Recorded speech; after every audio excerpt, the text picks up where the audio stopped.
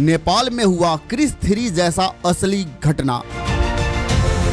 कहते हैं कि सिनेमा असली जिंदगी से प्रेरित होता है, लेकिन जब हकीकत फिल्म से भी ज्यादा डरावनी हो जाए तो उसे क्या कहेंगे। दोस्तों, आई होप कि आप सभी ने क्रिस 3 फिल्म जरूर देखे होंगे।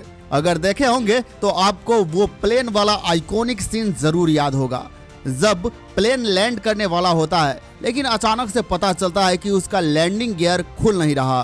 पायलट बुरी तरीके से फंस चुका होता है, यात्रियों की सांसें अटकी हुई होती है और सब भगवान से प्रार्थना कर रहे होते हैं। तभी सुपर हीरो क्रिस हवाओं में उड़ते हुए आता है और अपने दमदार ताकत से लैंडिंग गियर को खोल देता है। प्लेन बच जाता है, सभी पैसेंजर्स की जान बच जाती है और दर्शक ताली बजाने लगते हैं।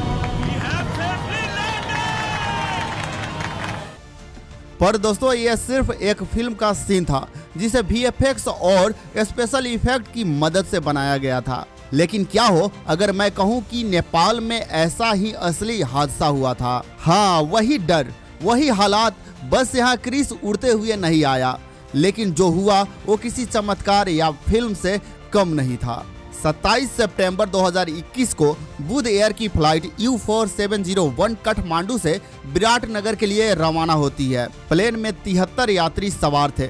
सभी अपने गंतव्य तक पहुंचने की उम्मीद में बैठे थे, लेकिन विराटनगर पहुंचने से ठीक पहले पायलट को एक भयानक समस्या का एहसास हुआ। लैंडिंग गियर खुल नहीं रहा था। अब आप खुद ही सोचिए, एक प्लेन जमीन पर उतरने वाला हो और अगर लैंडिंग गियर ही नहीं खुल रहा हो तो क्या होगा। पायलट ने हर संभव कोशिश की, कंट्रोल सिस्टम चेक किया, लैंडिंग गियर को बार बार खोलने की कोशिश की, लेकिन कुछ भी काम नहीं कर रहा था। प्लेन के अंदर अफरा तफरी मच चुकी थी। जैसे ही यात्रियों को इस बारे में पता चला, उनका डर 7वें आसमान तक पहुंच गया। कोई भगवान से प्रार्थना कर रहा था, कोई रो रहा था और कुछ लोग अपने परिवार वालों को कॉल और मैसेज कर रहे थे कि शायद ये हमारी आखिरी फ्लाइट होगी। काठमांडू एयरपोर्ट पर इमरजेंसी अलर्ट जारी कर दिया गया। एयरपोर्ट पर fire brigade, ambulance, Nepal army और पुलिस को तैनात कर दिया गया।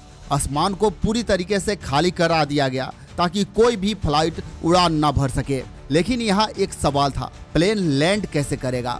पायलट ने सीधे लैंडिंग करने के बजाय प्लेन को आसमान में चक्कर लगाना शुरू कर दिया। दरअसल यह एक रणनीति थी प्लेन की फ्यूल को खत्म करने की, ताकि इमरजेंसी लैंडिंग के दौरान आग लगने की खतरा कम हो जाए। इस बीच प्लेन के अंदर मौजूद यात्री पूरी तरीके से घबरा गए थे। सभी को लग रहा था कि अब वो लोग नहीं बचेंगे, सभी के सभी जलकर खाक होने वाला है जब क्रैश लैंडिंग होगी।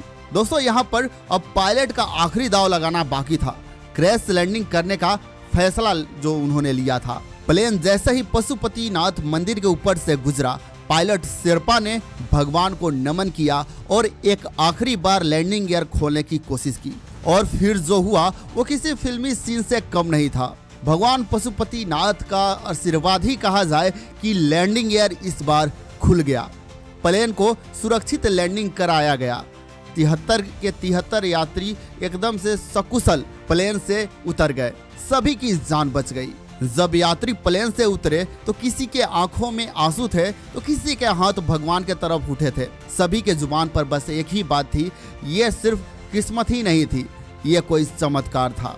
सोचिए, अगर ये घटना भारत में हुई होती तो इस पर एक बहुत ही super duper hit Bollywood film भी बन गया होता, जैसे कि रनवे 34 फिल्म अजय देवगन की बनी थी। दोस्तों, इस घटना में जो हुआ वो किसी ब्लॉकबस्टर फिल्म की प्लॉट से कम नहीं था, लेकिन ये जो हुआ वो रील में नहीं, रियल लाइफ में हुआ था। अब आप ही बताइए, क्या ये सच में एक चमत्कार था या सिर्फ किस्मत। अगर आप इस फ्लाइट में होते तो आपकी क्या प्रतिक्रिया होती। कमेंट बॉक्स में अपना राय जरूर बताएं। नेपाल से जुड़ी ऐसे ही वीडियो देखने के लिए हमारे चैनल को सब्सक्राइब करें। मैं मिलूंगा नेक्स्ट वीडियो में एक नए टॉपिक के साथ। तब तक ख्याल रखें अपना और अपने चाहने वालों का। धन्यवाद। खुदा हाफिज। Have a nice day.